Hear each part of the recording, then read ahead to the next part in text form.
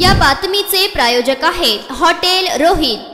सोलापूर महानगरपालिका परिवहन उपक्रमातील 31 मेला जवळपास 28 कर्मचारी सेवानिवृत्त होत आहेत। यामध्ये वाहतूक शाखेचे चालक, वाहक आणि कार्यशाळेतील असे एकूण 28 कर्मचारी सेवानिवृत्त होत आहेत। त्यामुळे परिवहन उपक्रमात आता कामगारांची कमतरता नक्कीच भासणार असून काही दिवसांनी शाळा, कॉलेज वगैरे सुरू होणार असून अचानक एवढे कर्मचारी सेवानिवृत्त झाल्यानं परिवहन व्यवस्था नेमकी चालणार तर कशी याकडे लक्ष देणं तेवढंच महत्त्वाचं आहे। सध्या परिवहन उपक्रमातील बहुतांश गाडा हा खाजगीकरण ठेकेदार मार्फत सुरू आहे। सध्या परिवहन उपक्रमात जवळपास सकाळ पाळी आणि दुपार पाळी मिळून 35 ते 40 गाड्या आहेत। शहरासह ग्रामीण भागात त्या धावत असतात। परिवहन उपक्रमातील कर्मचारी हे प्रत्येकी महिन्यात सेवानिवृत्त होत असल्याने परिवहन उपक्रमाच्या आणखी अडचणीत वाढ झाल्या आहेत। एकीकडे परिवहन उपक्रमातील कर्मचाऱ्यांना तटपुंजा पगारावरती काम करावं लागत असून ना 7वा वेतन, ना महागाई, 65% भत्ता आणि सेवानिवृत्त कर्मचाऱ्यांना निवृत्त वेतनही नाही। अशा अनेक समस्या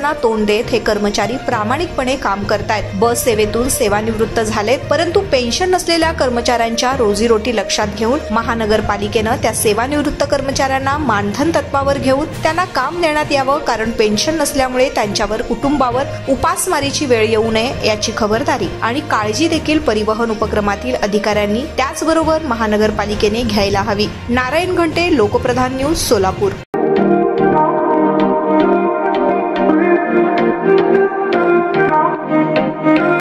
सोलापुरात व्हेज, नॉन व्हेज जेवण मिळण्याचं एकमेव ठिकाण हॉटेल रोहित।